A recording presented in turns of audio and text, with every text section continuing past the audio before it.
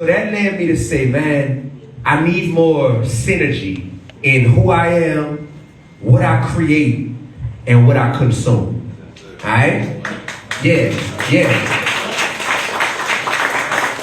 And it hasn't been easy because at the time as a teacher, I was making $39,000 a year. With the cost of living up here, I know y'all probably like, Lord have mercy. Yeah, $39,000 a year, that's what I was making.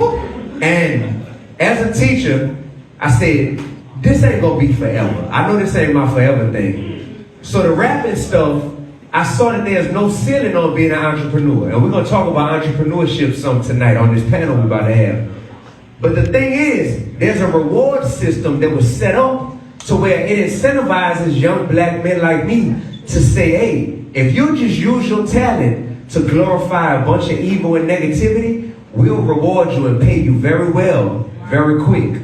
But if you want to be out of 10 people, if you want to be that 1 out of 10 who says, nah, I'm going to use my talent to try to say something significant and impactful and worry about impact over income, it's going to be very hard for you.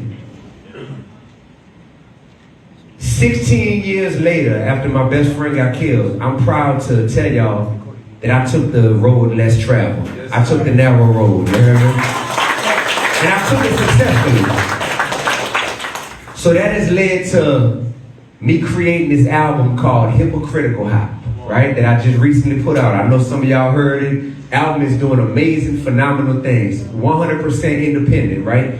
The album has spawned me saying, I gotta go on the road and touch my people, man. I gotta get with my people. So I'm on the road. It's the 4th show of the Hypocritical Hop tour, right? Then, what it made me say is, I don't want to just have your typical rap concert where you come in here, a bunch of people up here rapping before me, I rap, and then we go home. I want y'all to know that this is a war being fought. It's a real war being fought. It's two kinds. There's a spiritual war of good versus evil, right? Absolutely a spiritual war. And then inside of our culture, with the music that we love, there's a war being fought between hip-hop. Raise your hand if you love hip-hop. If hip-hop has changed your life in some way, shape, or form. There's a war being fought. Help me out, y'all. Give me the opposite word. God. Devil, right? Black. White. Hot. Cold. North. South. Hip-hop.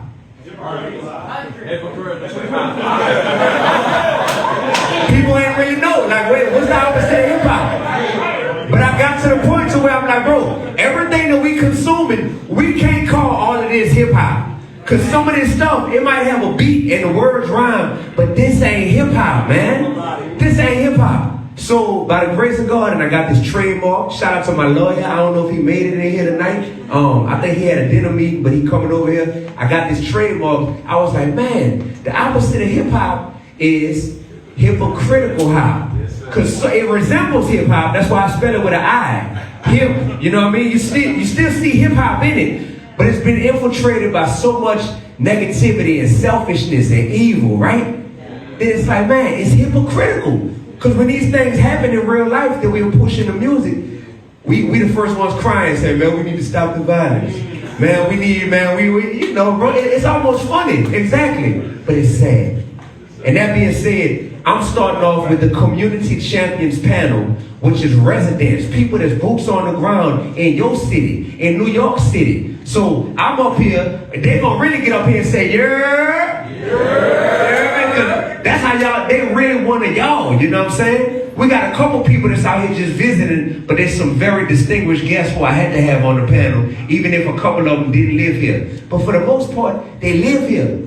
And I want y'all to see this experience as something where we get to celebrate and honor the community champions, because everybody we need to honor don't need to be a rapper or an athlete. And that's coming from a rapper who used to be an athlete, you feel me? But these are the type of people we need to celebrate and learn from. Then I need y'all to know we are teammates. If it's really a war, I want to know where my ops at right now. If any of y'all in here, I ain't finna fight you, but I'm finna love on you with this music. I'm finna really pour into you to where by the end of the night, you're gonna be like, man, I see where D1 coming from, man. Okay, I get it now. You feel me? I got real people out here that don't want to see forward progress be made with this movement. But with that being said, y'all, we teammates. So I need you to network with the other people in here. I need you to network with the people on this panel. Because we are all teammates. And when we look at it like that, it stops being, oh, everybody's just a fan of one person in here, but nobody know each other. I love that y'all are a fan of me. Y'all allow me to make a living for myself and make this world a better place. But I'm your teammate. I'm your teammate. It's much more than just a fan-artist relationship. With that being said, can we make some noise for the community champions panel that's about to come up here? I need all my panelists up here, man. I'm gonna let them introduce themselves. Yup. Grab y'all seat. Yup. Let's get it. And if I need one more chair, I'll get that. But I think we good. Yup. Fire. Let's see. What should I say? Oh, you got that wide. Yup. Heard that. So, got one more? I said, so You good, brother.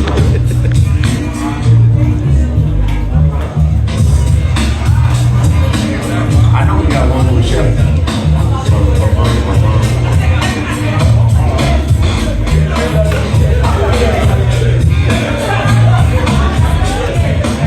There we go. We got space? We good? yo, Vic.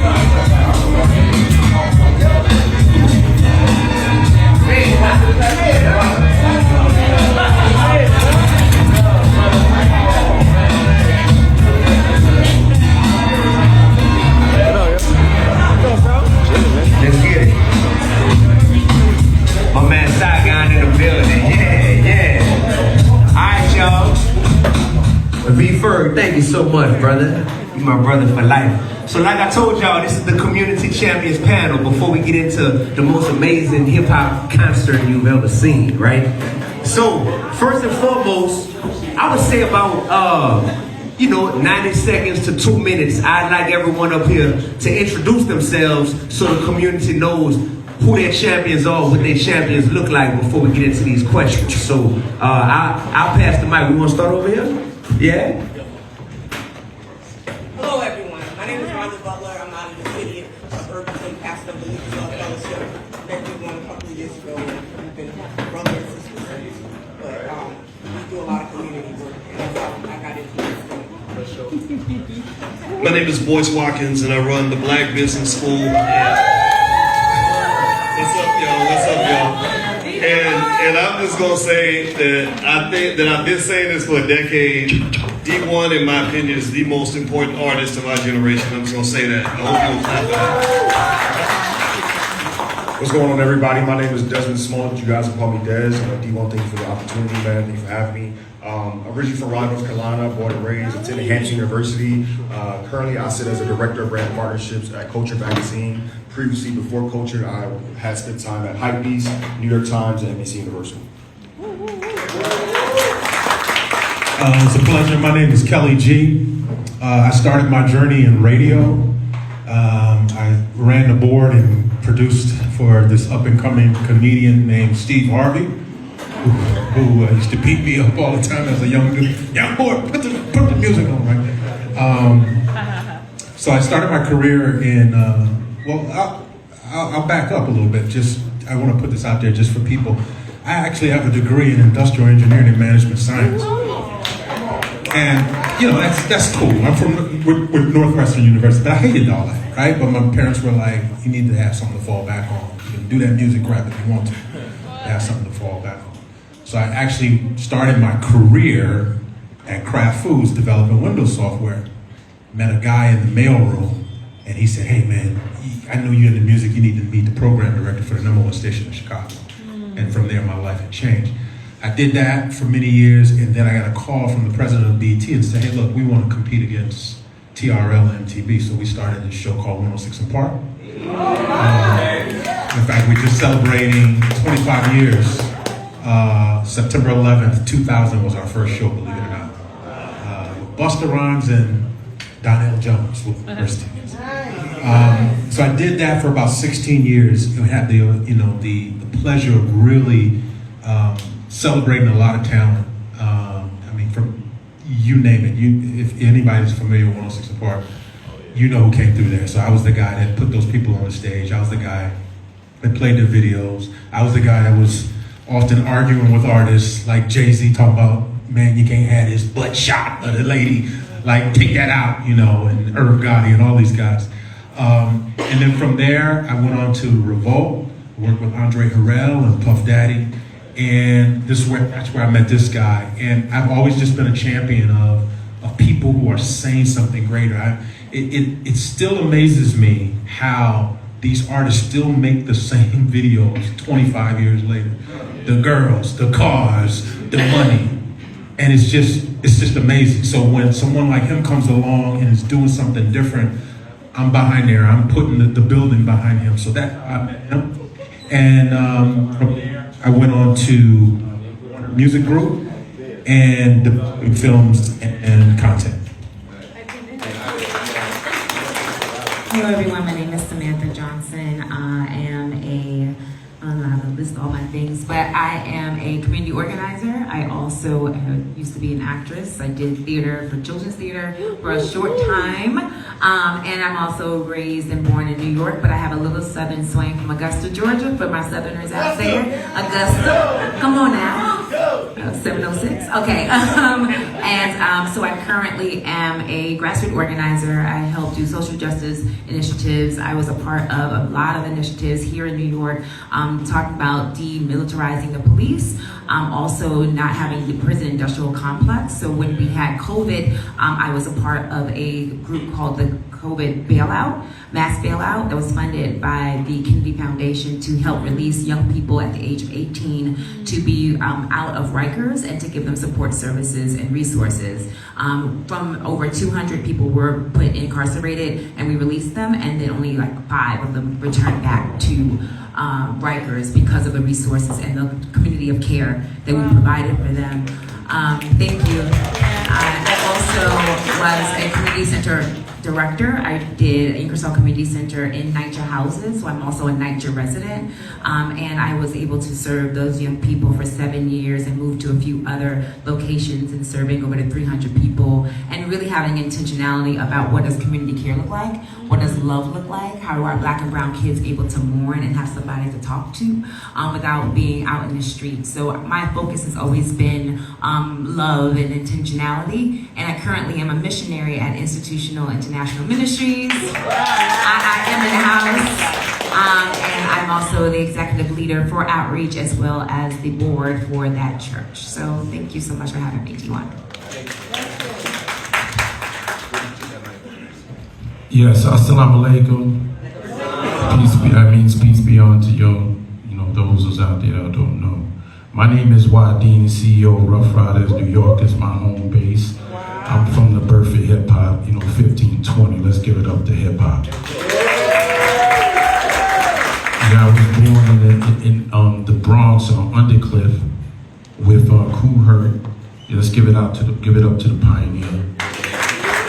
And I was really young. I didn't really understand what was going on. I was in it. I lived on the 3rd floor. Kool Herc lived on the 2nd floor. Me and my brother's room is directly over Kool Herc's room. So we never got no sleep at night anyway. You know what I'm saying? So, but I had a long history of being in hip hop, entering the streets, going back and forth, and I was in penitentiary, and then ended up reversing back into Heavy D on the corner. Let's give it up to Heavy B. Right? I'm in Mount Vernon, New York, throwing bricks at the penitentiary, and Heavy D pulls up because one of his brothers passed away, and then his other brother came out to be on the street, to hustle, and we was working with him. And just at that moment, when Heavy D came up, he asked me, what's up with his brother? He said he's good, and at that time he pulled up with 2-3 Range Rovers, white cars, him and Pete Rock, CL Smooth, and what happened was he was about to walk off after I told him everything was cool, and I said, hold on. I said, yo, Heb, I want to get in the industry. What's up? I want to get out of these streets. He said, He said, I ain't gonna promise you shit. He said, and I'm not gonna guarantee you anything. He said, what you do is you get an artist you believe in and make hits, and then the industry come to you. I said, oh, that's it? He said, yeah. Now my best friend, rest in peace, I started Irv Gotti, Tip, DMX, all these guys from one word in conversation from DMX, and it came from God. And my man Tip happened to have DMX's cassette in his pocket. Now I've been with this kid since I was 18. I've been with him since I was 15. And he never spoke anything about hip hop because we breaking all the rules. We ain't even thinking about hip hop because we in these streets. The only thing we did with hip hop was related to hip hop was to do crime. So we inspired by, you know, some of the crime and all that happened. And then he gives me the cassette. He gives the cassette to Heavy D. Heavy D gives me the cassette and say, you got your first artist, and that's how Ruff Ryders was born.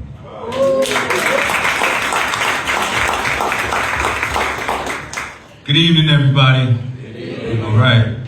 Thank you for having me, D. My name is James Kemp, 51 years, born and raised in Harlem, Spanish Harlem.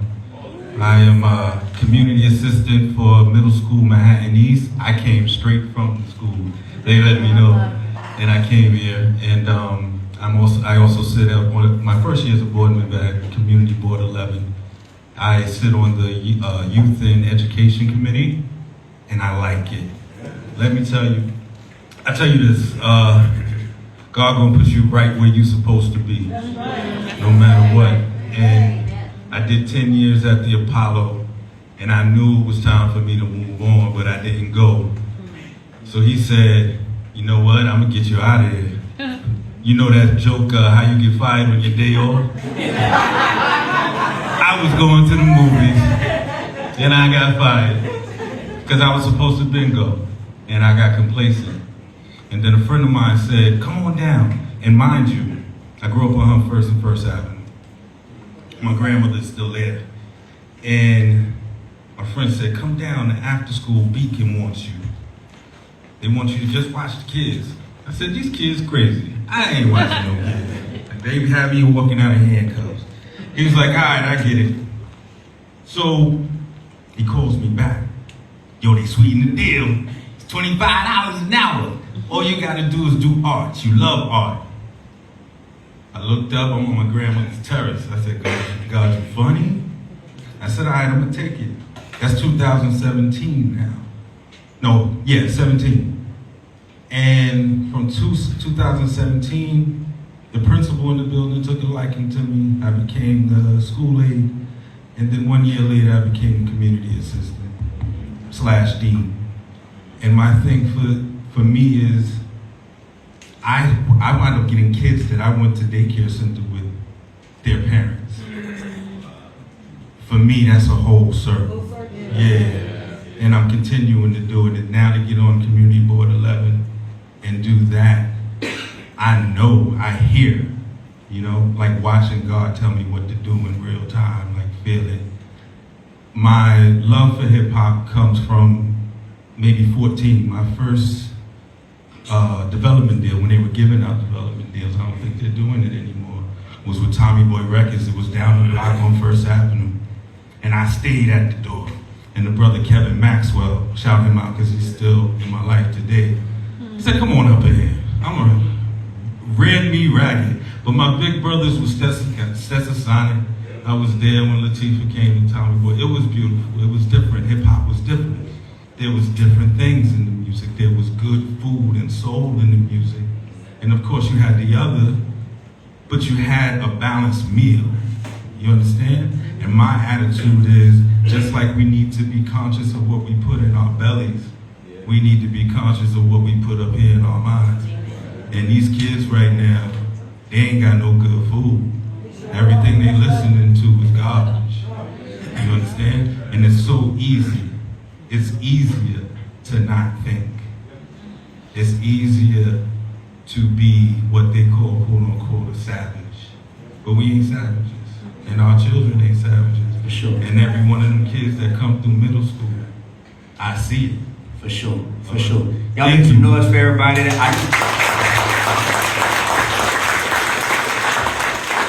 had a revelation as I'm listening to everyone's introductions. I was like, oh, this is the fourth city of the tour. This is going to be a panel where we probably don't all feel the same way about some of the issues I'm going to bring up.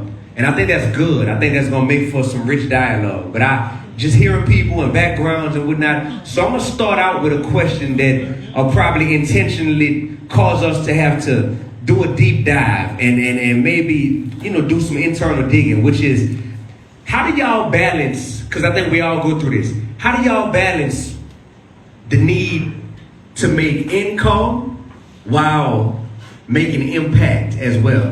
Because we see some people in the world who are simply content with, hey, I was put down here to make income, to provide for my loved ones, and impact, that might not be my jam. You know what I mean? That might not be my thing. And some people are like, well, I want to make impact and income, but which one is more important? And people are constantly going back and forth. Because this is what dictates the compromises that people are often make when they're trying to balance making income and impact. And some people are like, yo, impact is first and foremost important to me. And then I'll figure out a way, as long as I don't have to compromise my desire to make impact, to make income. So I'm curious about y'all's walk when it comes to balancing impact versus income. Which one is more important, and how do you balance the need for both? Well, remember, both impact and income are powerful. And power doesn't really have a conscience. It can be good or it can be bad. I can have a negative impact, or I can have a positive impact, right? And then the more income I have, the more of an impact I can typically have. And some of the people that have the greatest impact in our society are the ones that have the highest income, right? Because the money gives them power, and then powerful people give them even more money to make more of an impact. That's how our culture got stolen from us in the first place. People writing them billion-dollar checks to pay somebody to call us niggas, to celebrate our death, to call our women bitches and hoes, to teach us to throw our money away, and to teach our kids to be sexually irresponsible, all that stuff, right? So income and impact are connected, and you can make both, but you have to have consciousness first. It's like driving a car. If I drive a car and I'm drunk and blind, I'm gonna kill somebody with that car. I don't know how to drive, I'm drunk, I'm blind, I'm out of my mind, I'm gonna hurt somebody. But if I'm conscious while I'm driving that car, I can do a lot of wonderful things in the world, right? So I don't think we have to feel like it's a trade-off. That's what happens a lot of times. People think that to have a good impact on the world, you gotta be broke. That's not true. You just have to make sure that you know at least one thing. And Denzel and Spike did a good job with this in this movie on Apple. Anybody see that movie? Highs to Lows? There was a line in there where Denzel's character just basically says something that's real simple. Everybody knows this. All money ain't good money. That's it. It's that simple. That's why I love Immortal Technique. When we were on the phone, I said, you got me when you said, all money ain't good money. And if we just learn that, we're good. Because I hate that it drives me insane when you'll be like, okay, so this artist is telling people to go out and beat women and kill people, and he hates black people clearly because we ain't nothing but a pack of niggas to him. And then somebody will say, well, but you see how much money he made. And it's like, no, you can't be that simple-minded, because if you are always for sale to the highest bidder, then you will always be a slave. Period. Lord have mercy. And everybody don't have to answer every question. I got enough questions to go around. This is the largest panel we've had thus far on tour. But it makes sense because New York is one of the largest cities. So yeah. All right. Well, let me tap into that too. You just said income versus impact. Being 100 with you, it's hard sometimes not having the income that I really want, right? But the income that I want is so I can have the resources, so I can make the loudest rumbles under the ground for these kids. You dig? But I'm all right with that. I get up 5 in the morning, check on my grandmother, go across the street and check on them kids. And that's my rumble under the grounds, right? Until I can get above ground. And that's when that money get there. And like I said, wherever I can do for the kids, I do it. The rumble under the ground or above the ground is going to rumble, right? It's going to rumble loud if you're doing it from the heart, you know? So you said impact, and it just reminded me when I told you I was at Kraft Foods, and I met a brother named Tony Green. He worked in the mailroom. Imagine that. right? The mailroom. The guy that worked in the mailroom changed my life. So that taught me later that God can use anybody. You know, sometimes we're looking for the CEO. Oh, God, put me on. It could be that lady on the bus. The crazy lady that turns to you and gives you a little piece of something that you need, right? So when you say impact and power, I never forget I was a very frustrating time at BT. And Kirk Franklin happened to be a good friend of mine. And anybody who knows Kirk knows Kirk is like, he's just a real nigga that loves Jesus, right? So I'm like, because he's a club kid. He came from a club. I said, he said, kill, how's it going on me? I said, man, these niggas is driving me crazy, man. I'm fighting with these folks. And, you know, we playing crazy stuff, a lot of stuff that just don't make sense. And he told me, he said, you know, I'm looking for him to say, man, you're right. He said, Kel, that's why you're there. You're behind enemy lines. God put you there. So I say all that to say this, is that oftentimes the Bible talks about all things work for the good of the Lord. Right? We have to think about that, right? The drug dealer, believe it or not, he's working for the good of the Lord, right? The person who broke your heart is probably working for the good of the Lord. Sometimes it doesn't come in this, ooh, they saved me. Sometimes it was the girl that broke my heart that led me to my wife, right? So we just got to think about that when we think about the impact and all of those things. We can't look down upon people who may be doing negative things. Yes, they should be responsible for what they are. But remember, we serve a God that controls everything. Wow. Yeah. I want to say one last thing, man. When I think of this question about, you know, this impact and income, I often ask myself this question in my career choices and things like that. Is it feeding my stomach or is it feeding my spirit? And I think there's a healthy balance, and that healthy balance for me is always my why. Like, why? What is my purpose here? What does God call me to do? Like, you know, and I think when you redirect everything back to your why, it balances itself out. So you got to know your why first, is what you're saying. Yep. So when you know your why, let's just say, all right, D, somebody knows their why for what they want to do. My question for the panelists is, what has been the biggest challenge that you have faced when trying to make positive, impactful change in your field? What's like the biggest barrier that you find, like, man, this is frustrating? And I'm asking this from a personal place because imagine me getting in hip hop, being like, I get it. That has all of our youth in a trance. All of our youth, they would learn the lyrics to their favorite rap songs before I could get them to learn multiplication and long division as their math teacher. So I said, bet, I'm gonna just go where the interest is and get into the industry. And then I get into the industry fresh off of being a middle school teacher, and it's like, Lord have mercy. There's so many challenges that I'm facing in this industry to try to just fulfill my why, fulfill my purpose. So in your efforts to be an impactful human being that's also making income, what's been the biggest challenge that you faced? Because clearly the challenge hasn't crippled you or stopped you, but I know you faced it. I would say for me, it's been myself. It's been me thinking less than myself to think that I should be in these spaces, to break the barriers and the boundaries that are making people uncomfortable, having these uncomfortable conversations, to start a new conversation about the other why. It was like, why are we not doing this already? Why have we not gone there already? Why are we afraid to push the boundary? And I think for me, in my experience, I've been doing all of these, like, these affirmations, like I'm putting something on a piece of paper and saying I'm writing out my fear, and I throw it into the water, and I wake up and I'm like, dang, I still ain't got no money, I'm still out here broke. But I think for me, my biggest hardship has been waking up in the morning and feeling like someone's gonna reject me because I have the idea and the vision of like grandeur, and then my people like, girl, just sit down. You just thinking too much. You doing too much. And you need to sit down and just wait your turn. And I think that when, the Bible says that, he can answer all things and money is, can answer all things.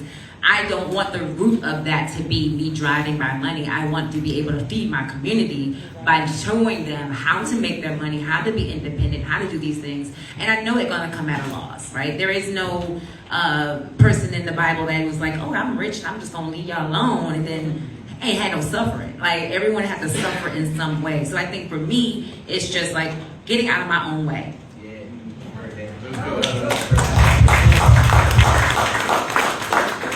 You made me rethink my first answer. But that's all true, because I also actually question myself. But one of the things I ran into, and this was last year, just for my school alone, trying to get these politicians to see what I'm saying about my school. My school is one of the last schools in District 4 that had analog cameras in our hallways, and there's 3 schools in our building, and I had to fight. I had a long list. And I'm one of those people, I don't care if I get on your nerves, I'm gonna keep knocking on your door. I'm knocking and I'm knocking, because you're either gonna tell me, James, what do you want? And I'm gonna say what I want. You're either gonna give it to me or you're not. But that was the biggest challenge, realizing that a lot of these people don't give a damn about these kids and what they need in the neighborhood, and that kind of almost burst my bubble. But I was like, I ain't giving up. Forget about that. Yeah. Keep going. I'll knock on another door. Yeah, so a lot of challenges, what happened is a lot of cats, they gotta live in their vision. You know what I'm saying? You gotta live in your vision, not your circumstance. When you live in your circumstance, you get discouraged, right? I don't have no money, I got lint in my pocket, so I'm broke. And now all the consumers and all the people that don't have vision, because they ain't walking your journey, because God gave you your journey to walk on your own, right? Now they become judge and jury, but that's kind of the challenge. You have to stick to your vision, because if you live in your vision, you can't be compromised, and you're very uncomfortable because you got a relationship between God and yourself, and you walk in faith, and that's the only way that you can walk through and he give you the red carpet and the red seat, is because you can't be shaken. Your faith can't be broken, because everything he put you through is actually to make you stronger, and your job is to put a stepping stone for the next generation to have something to pick up. That's what it is. To piggyback off of that, man, I think my challenge has been only black person in the room. Working at these media companies, only being a black person in the room, and then also them thinking that I'm the only black person in the room, that I speak for all of Black America. That's a heavy load to take every day. But even in those rooms, I'm the only black one. I look at it like, okay, I'm here for a reason. God's placed me here, but I'm gonna show you why you hired me. I'm gonna show you that black men like myself can do the job and do it well. So every time I show up in spaces like that, I really try to put my best foot forward, because I know there's somebody coming behind me. Like, I'm trying to make a way for people to see that more black kids, more black women can come in and do the job as well too. But I think just being the only black woman in the room can be a challenge at times. But I embrace it, and I think it's the mindset, the perspective you have to have in that situation, to know that I'm here for a reason. They can change it and implement a purpose. Go ahead, Kevin. Honestly, to answer that question, I realized that everything I ever did, I never had enough. Right? I never had enough. Right? I started. I had the honor to have had dinner at Prince's house. Right? And we're going over his house, and he's like, "Y'all want something to eat before we listen to the album?" I'm like, "Yeah, you Prince, like whatever." And we're sitting there just like a casual conversation. We talking about this, and he said, "Kelly G, Laffy Taffy, is that what you guys are all about?" So what are you talking about? Well, last week you played that video like 6 times. He says, you have a responsibility to groom the next generation of artists. And I said, well, how am I supposed to do that? And it stuck with me. So I left, and we started this thing called Music Matters. Now, it was one of those crazy ideas, and my team was like, well, how are we going to do it? We ain't got no money. I said, whenever you're doing something that serves a greater good, God will fund it. And not only will he fund it, he'll leave a tip. Right? So, fast forward, we're getting, over $1 million in sponsorship, and the ad sales people are scratching their head like, how are these three little individuals doing this? Because we were serving a greater good. So I think that fear is part of the thing, right? And my grandmother used to say this crazy thing. She said, faith and fear both require you to believe in something you can't see. You choose. Lord have mercy. Shout out to your grandma, man. What? Pastor Ronda.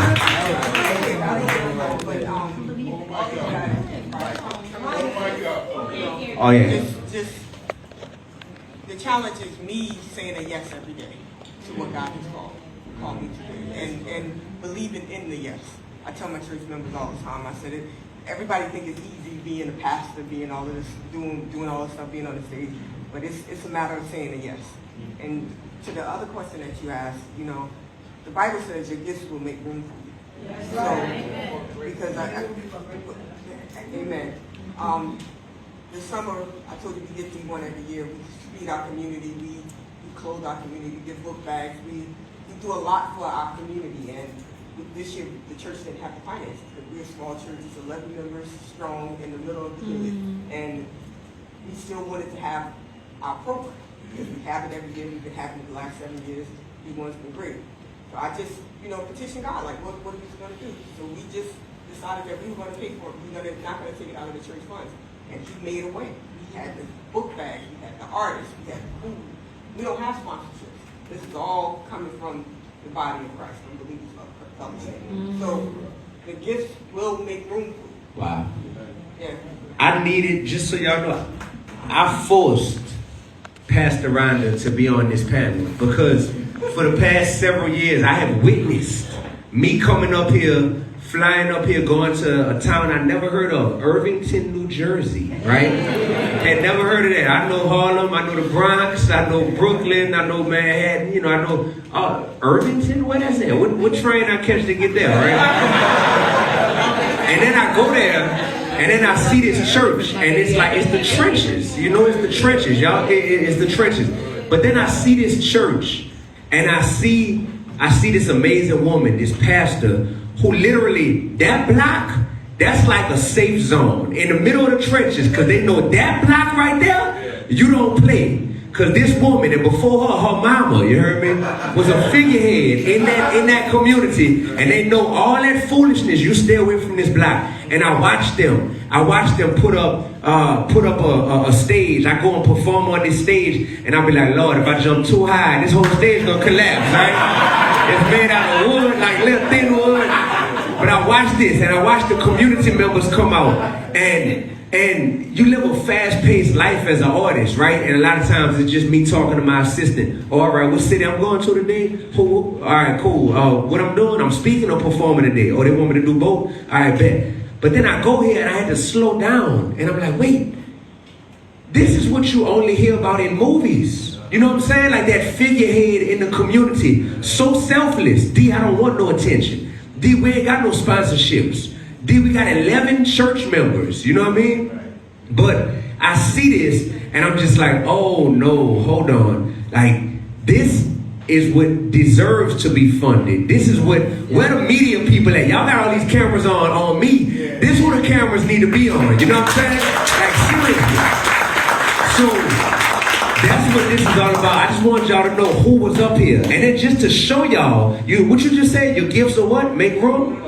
So your gifts will make room. So she using her gifts, I'm using my gifts, and I'm out there trying to be a blessing to the community as much as I can, performing, speaking. And then what gets attracted there, I'm promoting to my people, come on out to Irvington, They promoting it. Then this past August for back to school event that we did together, a brother comes out there, and this brother, I could just look in the crowd. You just got discernment. You can tell certain people, like, oh, that brother got, like, he got a texture about him that like, let me go see what's up with him. Cause he might be about to stick all of us up, you heard me? He might be. But then again, he might just got something heavy that like I need to hear, right? And I go over to the brother and I'm like, man, what's up, brother? What's your name? He got red on, you know what I'm saying? What's up? What's your name, brother? Start talking to him. My name Khalil. D1, I just come home from doing 8.5 years in prison. Unfortunately, he wasn't proud of it. I took someone's life. I got out, man, I made a commitment to God. I'm totally changing my life around, right? A brother of mine that's still locked up told me yesterday, you better go to Irvington and go see D1. Because that's a brother you need to be around, right? So we had this conversation. And he got red on. He's like, yo, I was a blood. I was banging. That's what I was doing. And I'm looking, I'm like, well, you still got red on, bro? You still a blood? He was like, nah. And I looked at his shirt, and it had a message on the shirt that I'm like, oh, this brother, okay, he's not glorifying gang life. He just got red on. But then he showed me his Instagram. He said, man, one of the proudest moments of my life is last month. I just publicly posted at a cemetery that I dropped my flag. Meaning I'm renouncing and denouncing all gang activity. And even me being a blood, I'm denouncing that, right? And that's the thing that I be like, it's so hard in hip hop to get our OGs who made it through the trenches, who are now older, living in gated communities, kids go to private school, to finally just be like, hey, won't you denounce what you were once promoting? Because God blessed you, like Kelly G said, God got a space for everything. God blessed you to go through them years and you came up, but now you know better, right? And not only did that brother know better at his young age, but that brother is standing right there tonight, y'all. Put your hand up there, y'all.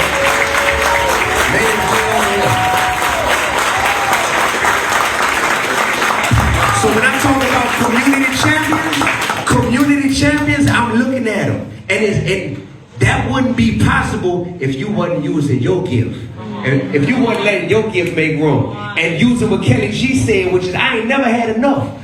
Yo, they done brought me here several years to Irvington to do my thing. And I guarantee you, if I ask Pastor Ryan, she'll be like, D, we ain't never had enough to bring you. But we found a way every year. You know what I'm saying? At all. We never had enough. Literally. So on the strength of that, I'm just saying this right now. Next year, I'm coming back, but for absolutely nothing. You heard me? And I'll be back here next year. I'm saying that on stage right now. Y'all ain't gotta have enough. Because you done did more than enough. You heard me? You done did more than enough, Pastor Ronda. You about to make me cry. So next year, back to school bash, lock it in. You heard me? Don't trip on nothing. I'll see y'all there. You heard me? Yeah.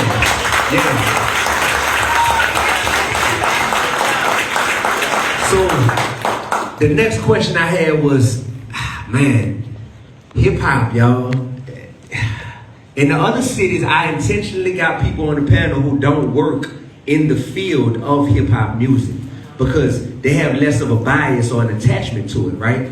But up here, I mean, God, dog, half the panel, like, literally half the panel is like entrenched in hip hop. So I'm asking this because this is the Hypocritical Hop Tour. And I'm curious, with the calling that you feel on your life and the change that you have been put here to make, have you seen hip hop help or hurt your efforts to make the change that you are trying to make in this world? And if it's both, explain that as well. But has it been more of hip hop being a help to our community or more of a hurt to our community?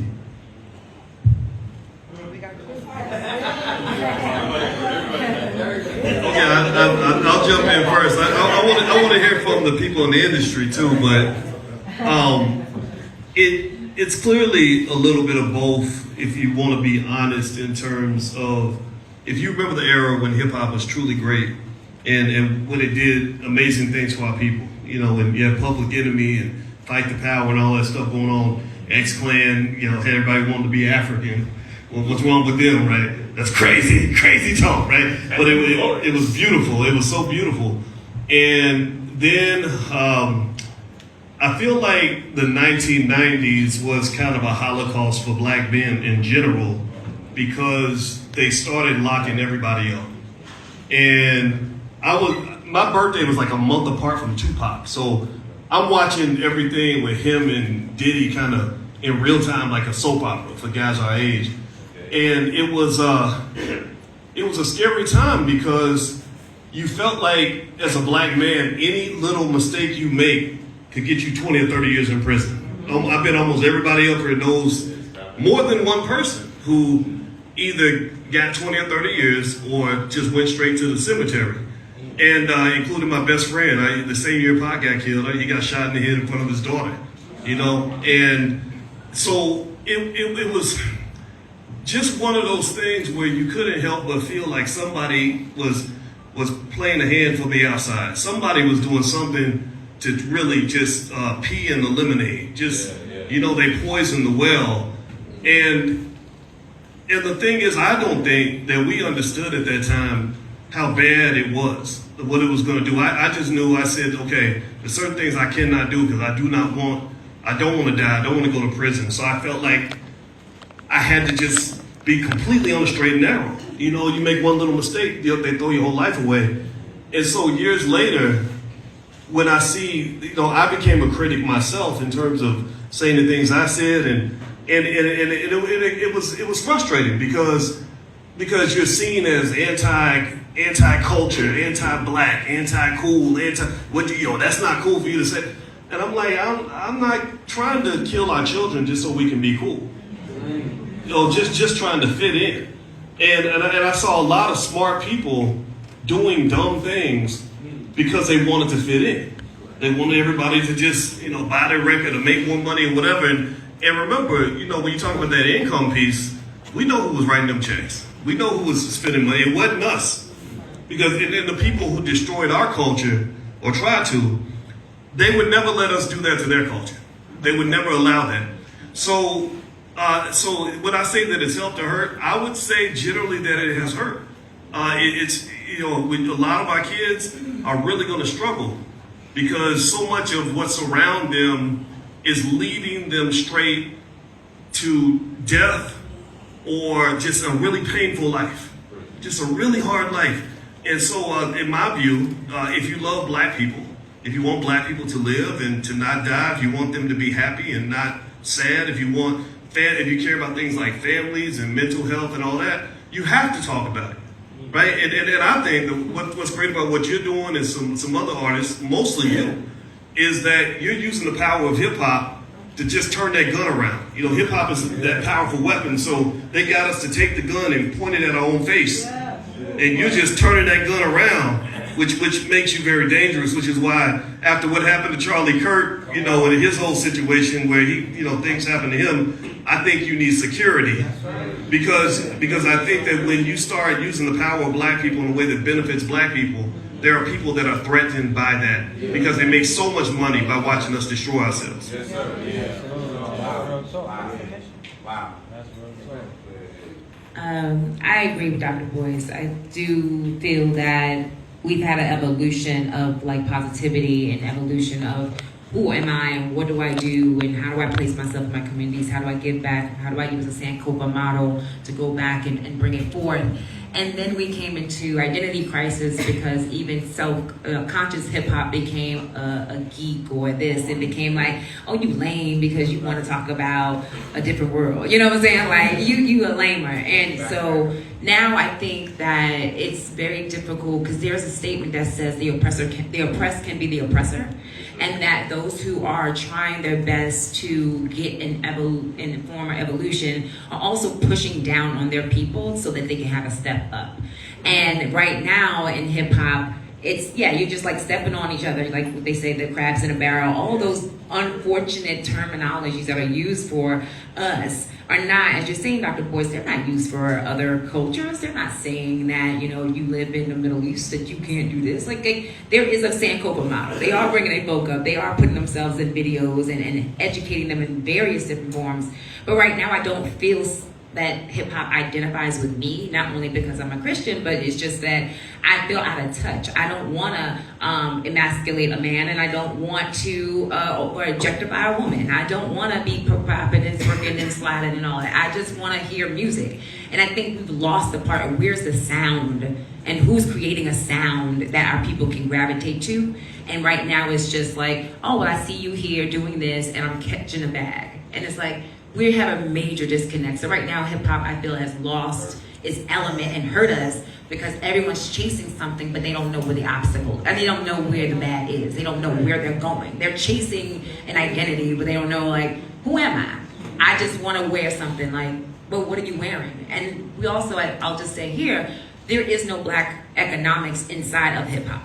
There isn't anything that's helping to regenerate us as us. There is no more FUBUs. Right? So there's no more for us, by us. And I think that also hurts our black kids or black communities, because when I chase something, I'm looking at somebody half naked, but they don't even own the clothes that they wear, right? They don't even own their masters. And most people in hip hop didn't even know about masters until people like Prince and Michael Jackson started fighting for those. So there's a history that we're missing. There's a objectification that's happening, and I think that we're just lost in this era because we've gone through many phases. But in this phase right now, it's hurting our people severely.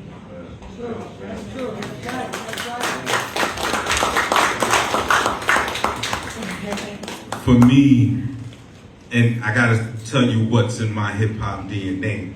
My hip hop DNA is Houdini, Public Enemy, Jungle Brothers, that whole tribe, the whole native tongue. There's nothing for me to lock on to now, right? I do lock on to you. I told you when I locked on you. When I do my work with these kids, sometimes I feel the work is undone because when they leave me, they go and listen to whatever they got on there. But then I've seen 7 graduating classes, right? And some call me, they reach out, Mr. James, I remember when you told me this, or if they come by the gate of the school and they say, I remember when you said this, or you remember you told me, they remind me sometimes of the things they told me. I say like, wow, okay, it wasn't all of it wasn't undone. So when I question myself, is the music undoing what I'm doing? It's not always true that, that it is being undone. So I don't lock into it. There's nothing for me to lock onto it, but I do give what I have, I'll just say, I think it's a combination of both, right? Like I think hip hop has made a lot of millionaires in the black community, but I think with anything that generates a lot of money and power, you're going to have those issues, right? They had it in jazz. They had it in the bootleg, the liquor, all of that stuff. And there's all kind of positive in that. You're one of them, right? And I always challenge people who say, well, the music ain't good anymore. Well, go find the music that's good, because there are people like him that's doing it. You gotta go find it. Right? And, like Grandma said, if somebody, that person be like, they need to put a stop sign down at that corner. It don't make no sense. It don't make no sense. Well, maybe it's you. You're the one that's supposed to go advocate for the councilman to get a stop sign. If it's bothering you, maybe that's God saying, well, do something about it. That's what he did. It was bothering him. Why these kids, I'm teaching them math, it's bothering him. So if you're listening to your spirit, you can have an impact. I don't think it's as black and white as people have to, make it. Yes, are there people in this industry that are doing negative things? Absolutely, right? But we can't underestimate some of the amazing things that are happening. I mean, this brother here, he had a guy like DMX that was fighting demons every day. You know what I mean? Imagine the people that he inspired. So the impact is positive as well as negative, but we have to look at the positive. See, it's a gift and a curse right now. It's a blessing. It says whenever it becomes negative, that means that something great positive is coming. Let's get to it. It's real beautiful, man. It's different phases. When we came in, we was young. We was like, yo, this music is whack. Like whatever was going on. Our adults was looking at us bad. I lived in the house with my father. I got kicked out several times because I brought DMX in his house. And he said one thing is, don't be cursing in my house. And I had DMX there. I was like, this is going to be a lot of cursing. I'm getting kicked out right now. This is how it's going down. And it was super negative, but he always kept a Bible in the back of his pocket. So what we saw is we call it a gift. We call it has to be a bad for something good to happen. So we in a bad era, so that means something great gonna happen. So this DMX, I go with him, I break all the rules, I have him rehearsing in the back of the house. The neighbors is complaining. I get kicked out, and then DMX is doing it over and over again. So what we did was God gave us the opportunity to put a family around X. So you had your street family, you had an Islamic family that had swayed, but has still grounding within.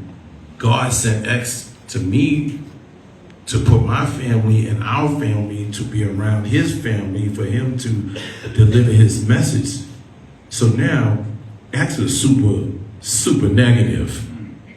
And he had positive within his negative that sent the message. Because what he did was he spoke to the soul. See, a lot of people is talking hollow. And so X tells me, he said, I'm a prophet. I said, X, I need these songs done, man. I'm tired of you keep talking about you a prophet. I need these songs done, man. I said, if you a prophet, then make a hit.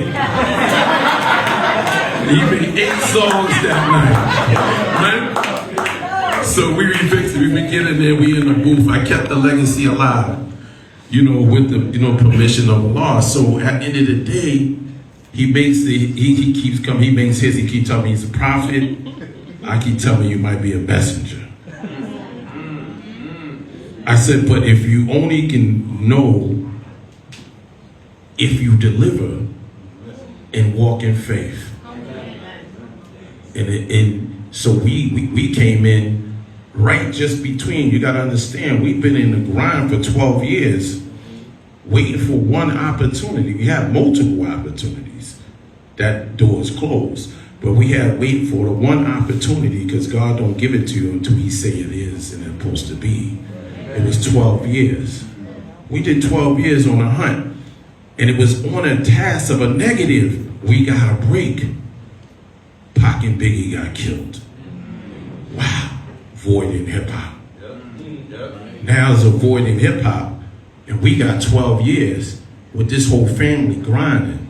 Swiss, Irv Gotti, Tip, Grease, my family, my brothers and sisters, Siobhan, and you got Locks. We all as one. He's building us up to prepare us for whatever is coming. Let's give it up to them, man. They went to war. Right? So when you walk into, when he set you up for the future, he has to be mayhem that happens before we cross over. Right? I call it trendsetters. So you may be a trendsetter to set the tone. And that's why we're here today. Let's give it up to D1.